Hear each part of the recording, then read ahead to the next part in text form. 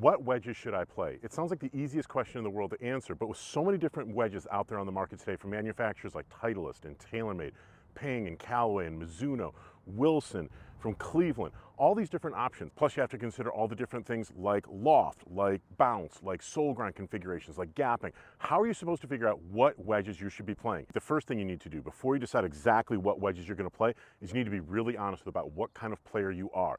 If you're a highly skilled player, then chances are good you are going to be looking at a 4-wedge system, meaning a pitching wedge, a gap wedge, a sand wedge, and a lob wedge. If you're the type of player who wants to make sure that you have lots of full swings with your wedges and with your scoring clubs, you don't want to be between clubs, whether you're from the fairway or someplace close to the green. The more wedges you have, the more versatility you're going to have, the more you're probably looking at a 4-wedge system. But if you are somebody who struggles to shoot, say, anywhere below 90 or 95, if you're somebody who has got a 20 handicap or higher, you should probably be in a 3-wedge system, which means you're going to have a pitching wedge, and a gap wedge, and a sand wedge. You're not, in my opinion, going to be a candidate for a lob wedge. Why is that? Lob wedges are really hard to hit, and more often than not, they can get you in trouble if you're not a skilled enough player to use them. A sand wedge, which might have 54 to 56 degrees of loft, is plenty of loft for players who are shooting in the 90s, 100s, and above. It'll give you all the loft you need from the sand, around the green, and such. I highly recommend you stay away from lob wedges, 58 degrees and 60 degrees, until you're skilled enough to really use them consistently. The next thing you need to decide is whether you're going to use the pitching wedge that would come with your irons, or if you're going to get a true pitching wedge and not use the one that would come with your iron. This is going to be a really important decision because the lofts of the pitching wedges that often come with modern iron sets can be very different than what you might think. And for example, this TaylorMade P790 has a standard pitching wedge loft that comes at 45 degrees. However, many pitching wedges that come standard with game improvement and certainly max game improvement iron sets may have lofts as low as, say, 41 or 40 degrees even. So if I go into my store and just take off the rack a 52-degree gap wedge, I could have a massive gap, say 10, 11, maybe even 12 degrees of loft between the pitching wedge that I'm going to be using and the gap wedge. You don't want to have massive gaps in the loft between your scoring clubs, your shortest irons, and your wedges. You want to be able to make full swings whenever you can.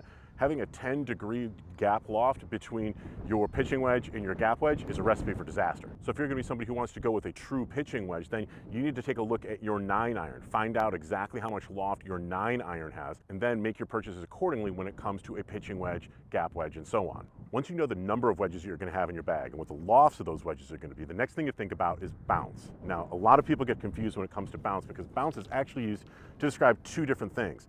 The first is the actual back flange on the bottom of your wedge. Now, every iron and wedge in your bag is going to have some bounce and is measured in degrees. And what you're really measuring is the bounce angle, which unfortunately is often referred to just simply as bounce. Bounce angle is created from taking a look at where the lowest point is on the bounce here and going up to the leading edge. Now, how abruptly or how much that goes up determines the bounce angle.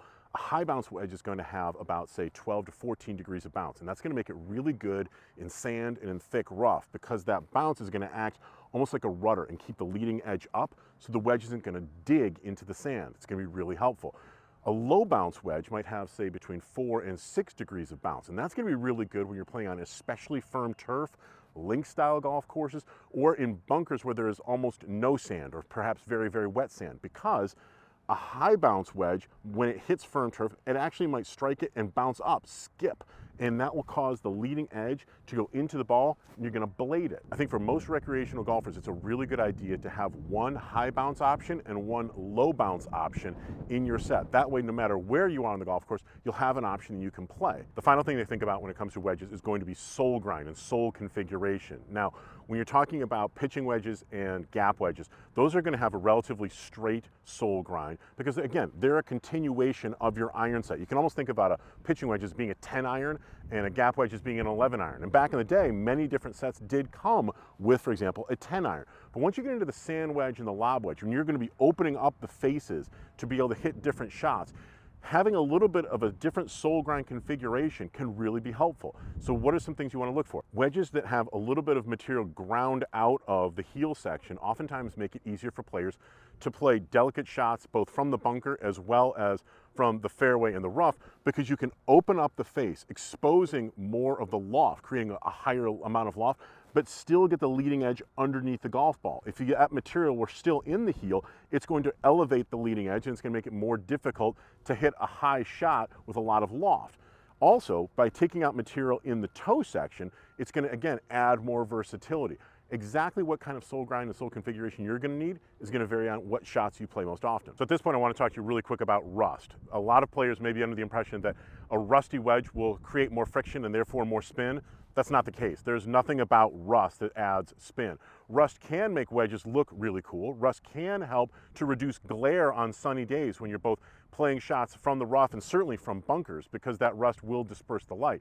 But rusty wedges do not create more spin than standard wedges. If you're looking for more spin, make sure you keep the grooves in your wedges clean and make sure you replace your sand wedges and your lob wedges often so that the grooves stay sharp. Look, there's no way for me to tell you exactly what wedges you should have in your bag through video. I haven't seen your game. I don't know what golf courses you're going to be playing. A good custom fitter, however, should be able to help you get into the right clubs. When you're thinking about wedges broadly and you're trying to answer the question, what wedges should I play? Again, think about that decision tree. How many wedges should I be playing? 3 or 4. What should the lofts of those wedges be? Once I get those questions answered, then I want to think about bounce and make sure that I've got a high bounce and a low bounce option, or bounce options that are appropriate for me and the region where I'm playing. Then start thinking about sole grind when it gets into your sand wedge and your lob wedge to increase the amount of versatility that you've got around the greens. Do those things and you'll be able to answer the question, what wedges should I play?